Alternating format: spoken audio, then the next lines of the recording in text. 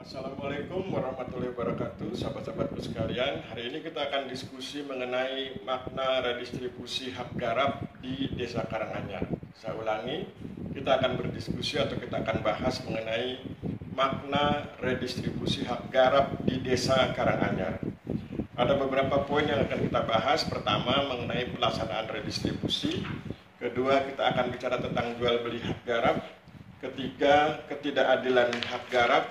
Keempat, produk hukum adat. Kelima, restrukturasi penguasaan tanah. Mari kita mulai. Pertama, kita bahas mengenai pelaksanaan redistribusi.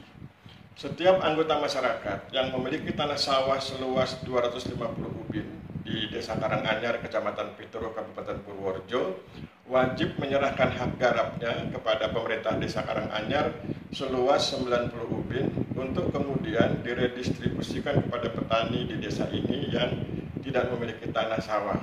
Ya. Saya ulangi, setiap anggota masyarakat yang memiliki tanah sawah seluas 250 ubin wajib menyerahkan hak garapnya kepada pemerintah Desa Karanganyar seluas 90 ubin yang kemudian oleh pemerintah Desa Karanganyar akan diredistribusikan kepada petani di desa ini yang tidak memiliki tanah sawah, yaitu kepada masing-masing petani diberikan seluas 90 ubin. Satu ubin seluas 14 meter persegi. Dan perlu disampaikan bahwa dari kegiatan ini ada 76 petani yang menyerahkan hak garapnya, masing-masing menyerahkan 90 ubin, dan kemudian karena ada 76 petani yang menyerahkan hak garap tersebut, maka ada 76 pula petani yang awalnya tidak memiliki tanah sawah kemudian menerima hak garap tersebut sehingga bisa menggarap tanah sawah seluas masing-masing 90 ubin. Jadi dari 76 petani yang memiliki tanah seluas 250 ubin atau lebih, kemudian bisa mengcover 76 petani yang awalnya tidak memiliki tanah sawah sehingga dapat menggarap tanah sawah masing-masing seluas 90 ubin. Mari kita agak bedah sedikit.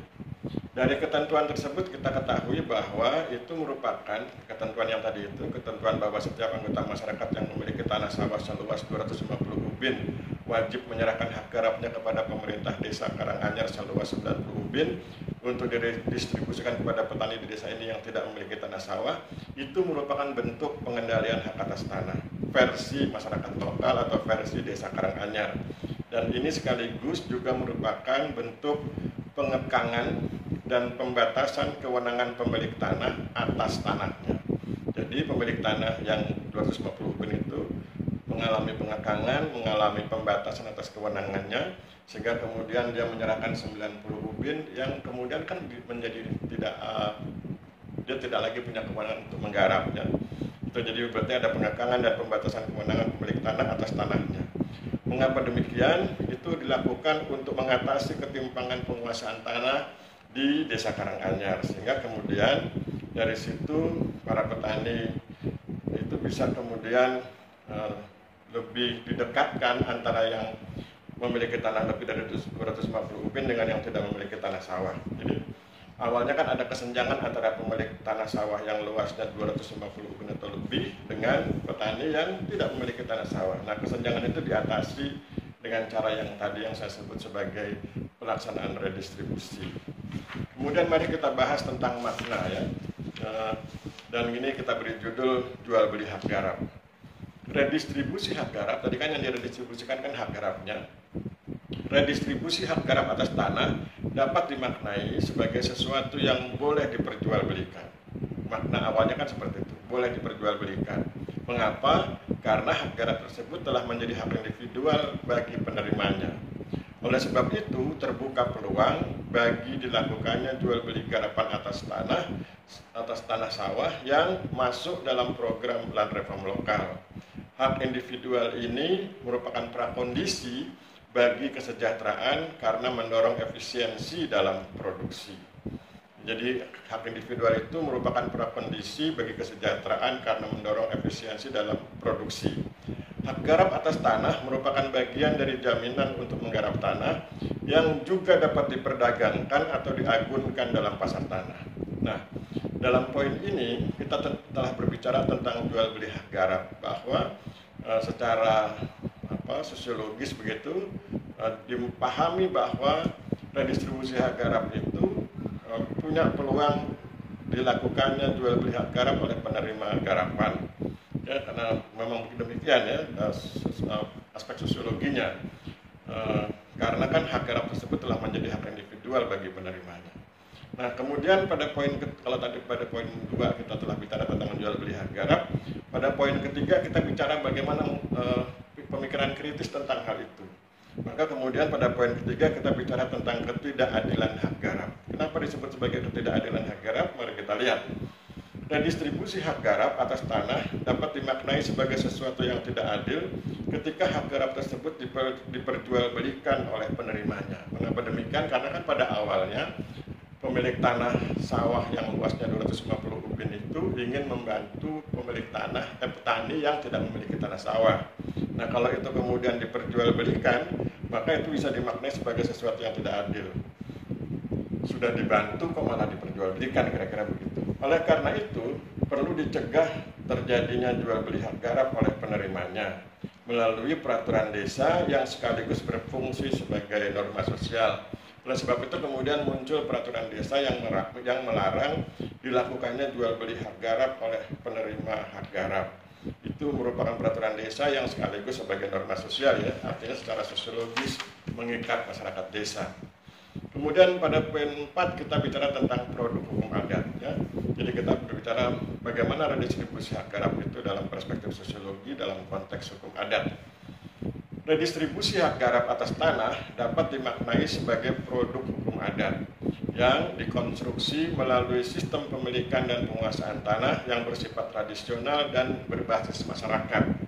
Hak garap merupakan instrumen bersama yang penting bagi penghidupan kaum miskin, sehingga tidak boleh diperjualbelikan oleh penerimanya. Jadi ketika redistribusi hak garap atas tanah dimaknai sebagai produk hukum adat, kemudian pemikiran kritis berikutnya adalah hak garap merupakan instrumen bersama yang penting bagi penghidupan kaum miskin sehingga tidak boleh diperjualbelikan oleh penerimanya.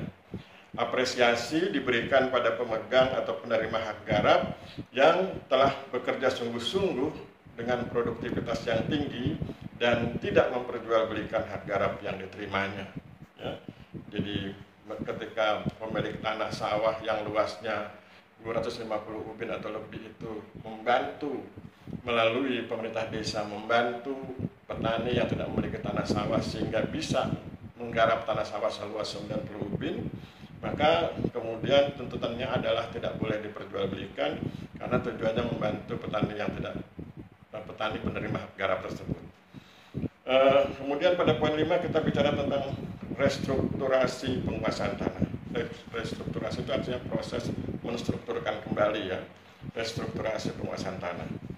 Redistribusi hak garap atas tanah dapat dimaknai sebagai upaya pembentukan ulang struktur penguasaan tanah dengan memperhatikan kondisi setempat. Dalam hal ini kondisi Desa Karanganyar, Kecamatan Pitro, Kabupaten Purworejo.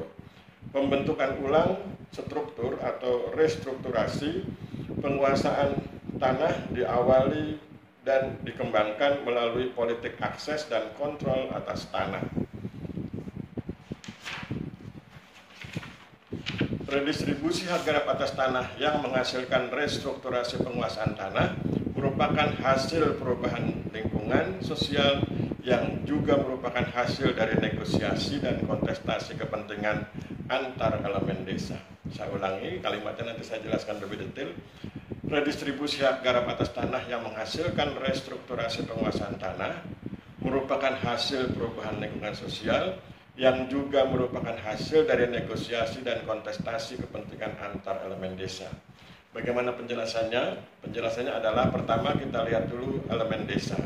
Elemen desa kita bagi secara sederhana, yaitu pemerintah desa, nanti dia yang menjadi fasilitator, kemudian petani pemilik tanah sawah, tadi ada yang luasnya 250 ubin itu, petani pemilik tanah sawah yang luasnya mencapai 250 ubin atau lebih, kemudian petani pemilik tanah sawah yang luasnya di bawah itu, dan kemudian yang paling bawah adalah petani yang tidak memiliki tanah sawah. Nah, mereka inilah elemen desa. Nah, elemen desa ini kemudian bernegosiasi bermusyawarah dan sebetulnya juga melakukan semacam kontestasi kepentingan, ya. Jadi ada negosiasi dan kontestasi kepentingan. Kontestasi kepentingan itu memperlihatkan kepentingannya masing-masing dan kemudian meminta perhatian atas kepentingannya, ya. Jadi terjadi negosiasi dan kontestasi kepentingan. Nah, hasilnya berupa apa? Hasilnya berupa perubahan lingkungan sosial. Jadi dibuat kesepakatan dan kesepakatan itu menimbulkan apa yang disebut sebagai perubahan lingkungan sosial yang kemudian dalam perspektif yang lebih tajam secara sosiologi disebut sebagai terwujudnya keadilan sosial. Apa itu? Yaitu nanti ketika terjadi redistribusi hak garap atas tanah, atau tepatnya ketika kemudian diberlakukan land reform lokal versi Desa Karanganyar pada tahun 1947 yang menetapkan bahwa pemilik tanah sawah yang luasnya lebih dari 250 ubin wajib menyerahkan 90 ubin hak garap atas tanah sawahnya kepada pemerintah desa untuk kemudian akan diserahkan hak garap tersebut kepada petani di Desa Karanganyar yang tidak memiliki tanah sawah.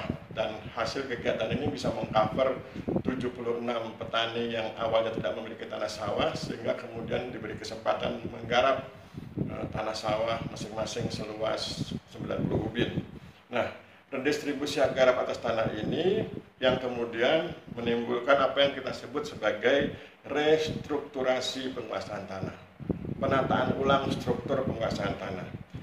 Apa akibatnya? Akibatnya adalah terjadi apa yang disebut sebagai pengurangan kesenjangan penguasaan tanah. Jadi berkurang kesenjangannya. Tadi kan ada 3 lapisan. Lapisan pemilik tanah sawah seluas 250 ubin atau lebih. Kemudian pemilik tanah sawah yang luasnya kurang dari 250 ubin. Kemudian petani yang tidak memiliki tanah sawah. Nah, kemudian itu ketika petani yang tidak memiliki tanah sawah diberi hak garap, berarti kan kesenjangannya bisa berkurang. Maka itu disebut sebagai tindakan mengurangi kesenjangan penguasaan tanah.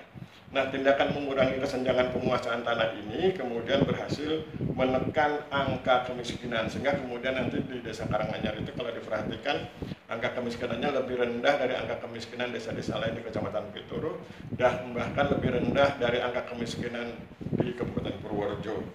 Kemudian hal itu bisa dimaknai sebagai apa? Hal itu bisa dimaknai sebagai tindakan yang meningkatkan kesejahteraan sosial dan nanti muaranya adalah mewujudkan harmoni sosial. Jadi kalau kesenjangannya bisa diatasi, maka kemudian bisa mewujudkan harmoni sosial.